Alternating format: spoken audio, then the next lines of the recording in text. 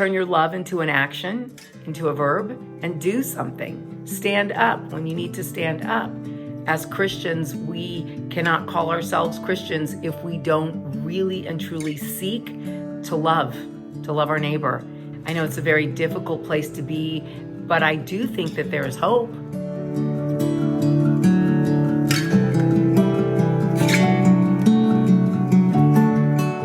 Hi, Jesus Calling family. My name is Cynthia Garrett, and I am the founder of Cynthia Garrett Ministries.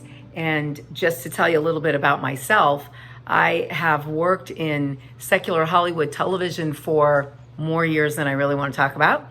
But my love and my passion for my faith in Jesus caused me to start the organization and to really focus on media that is about faith and faith-filled messages. And I produce and I create programs, shows, films, TV series, documentaries that really and truly share faith. My TV show on TBN is called The Sessions with Cynthia Garrett, and it airs on TBN around the world, and you can find it in reruns on the Cynthia Garrett Ministries YouTube channel. I've had so many talk shows in secular network television, and I'm the first African-American woman to ever have her own network late night show. I used to come on after Leno and Conan.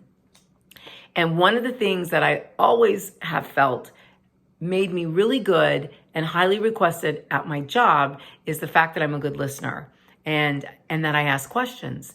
And I always felt like it was my job to care about someone if they sat down with me on my show to give me an interview.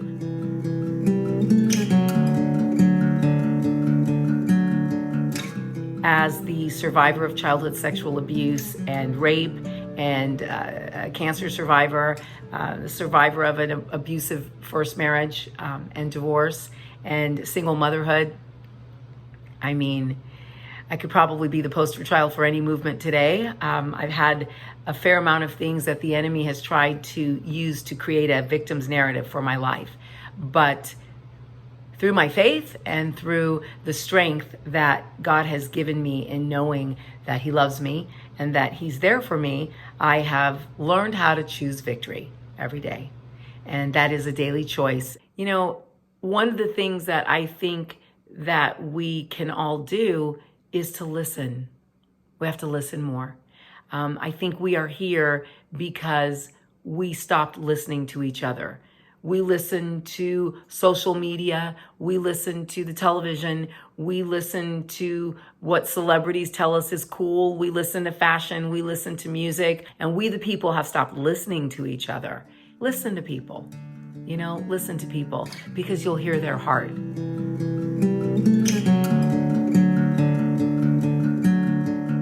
We're a nation that is distracted. You know, we're distracted with all our things. We're distracted with our jobs. We're distracted with our friends, with our husbands, with our children. We're distracted with social media. We're distracted with all those things I mentioned before, fashion and music and just silliness. We're just distracted. We're a nation distracted. And so we don't listen to anything except that which has our attention in a moment. And we need to disconnect from all that stuff out there. And we need to stop and we need to be present more in front of the people or the persons that we share this planet with. You know, there's someone that you work with. There's someone in your community. There's someone that you go to school with. There's someone that you know that is a person of color. You know, there's someone you know that's different than you. And the best way to have understanding and wisdom is to ask them questions about their experience in life and to listen. And then through listening, pray. Because if we can emerge from this, dialoguing with each other and more sensitive to each other and caring, you know, really caring enough to ask questions of those who are different than us, then we'll arrive at a better place, you know? And so I do believe there is hope. When you love your neighbor, racism does not exist.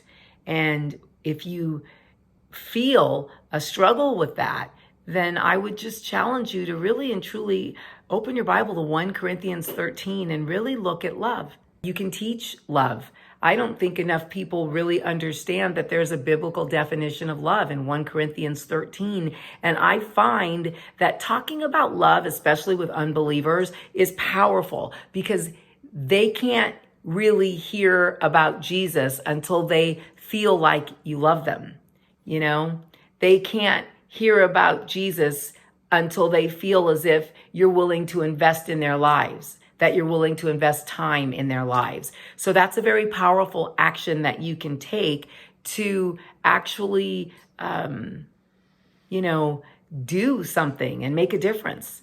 Invest in people's lives. Don't ask questions only of your friend group, because a lot of us have friend groups that mirror the way that we think, the way that we live. And I have been trying to go out of my comfort zone and ask questions of people that maybe don't have faith even, but they're different.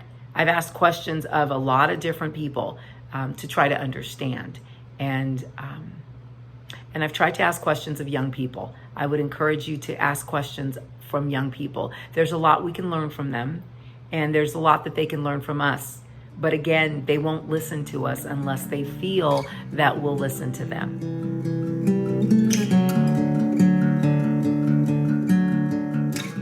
What do we do as Christians?